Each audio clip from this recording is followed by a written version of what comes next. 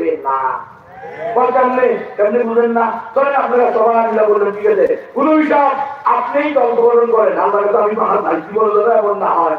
কোনদিন যদি গণতান্ত্রিক দল গঠন করি থুতু দিবেন, থুতু ভোট দিবেন না,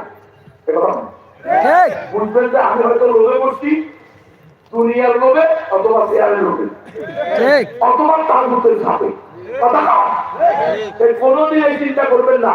আলহামদুলিল্লাহ আল্লাহ কাছে দোয়া করে যেন আল্লাহ হিংস হওয়ার থাকা অবস্থায় এই দুনিয়া থেকে নিয়ে যায়, শাহাদাতের মৃত্যু দিয়ে দেয়, তবুও গণতন্ত্রের গোলাম দালাল না বানান। যদি মনে করেন যে আপনারা সবাই বললেন ঠিক আছে, কোন বিষয়ে দলই আমরা কি করলাম, নির্বাচিত করলাম, আওয়ামী লীগ, বিএনপি, জামাত, ইসলাম ধর্ম নেই, সবাই আমরা এক ইসলাম চাই, সবাই ইসলামী দলকে ভোট দিলাম, কিন্তু সিস্টেম হলো গণতন্ত্র, গণতান্ত্রিক সিস্টেমে ক্ষমতা দেবো।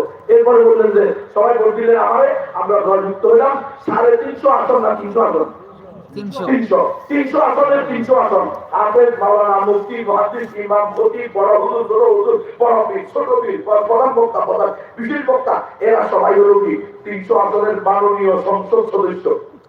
আর আমাকে বানালেন স্পিকার, কারণ সিস্টেম তো গণতন্ত্রের না। সিস্টেম কি গণতন্ত্র? পশ্চিমাদের বক্তা বসা, ওয়েস্টার্ন ডেমোক্রেসি নষ্টা, কুপুরি, সিরিকি মতবাদ, এটা নিয়ে বললেন কোন বিষয়